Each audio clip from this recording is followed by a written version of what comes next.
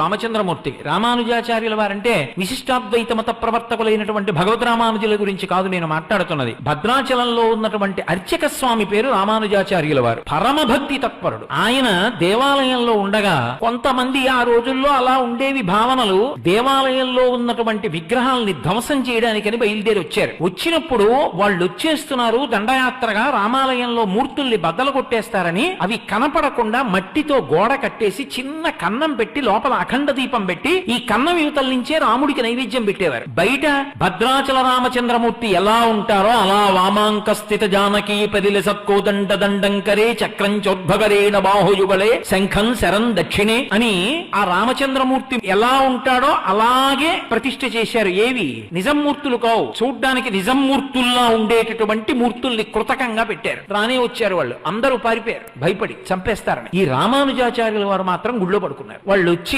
ఏవిరా మీ రాతి బొమ్మలు అని అడిగారు. ఆయన పిచ్చెక్కిన వాళ్ళ నటిస్తూ పెద్దగా ఎగిరి నాట్యం చేస్తూ రాతి బొమ్మలు ఏమిట్రా, మా దేవుడు రా, అదిగో వెళ్ళండి రా అన్నారు. వాళ్ళు వెళ్ళి లోపల ఉన్న మూలమూర్తులు అనుకుని కృతకంగా పెట్టిన మూర్తుల్ని పగలగొట్టారు. ఇప్పటికే చూడొచ్చు మీరు మ్యూజియంలో. అప్పుడే ఒక విచిత్రం జరిగింది.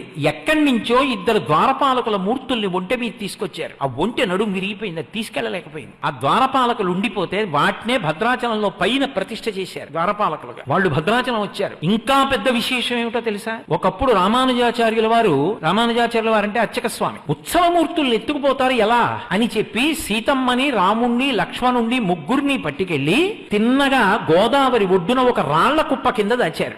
ఈయన వెళ్లి దేవాలయంలో అమ్మయ్య మూర్తుల్ని రక్షించాను, గుడి నిలబడిందని సంతోషించారు. గోదావరి పెద్ద ప్రవాహం వచ్చి ఈ ఉత్సవమూర్తుల్ని తీసుకెళ్లిపోయి ఆయన గోదావరి ఒడ్డుకు వచ్చారు. ఉత్సవమూర్తులు లేవు. ఉత్సవమూర్తులు వెళ్లిపోయాయి కాబట్టి నేను గుడికి రానని ఆయన ప్రాయోపవేశం చేసి అక్కడే కూర్చున్నారు, శరీరం వదిలేస్తానని.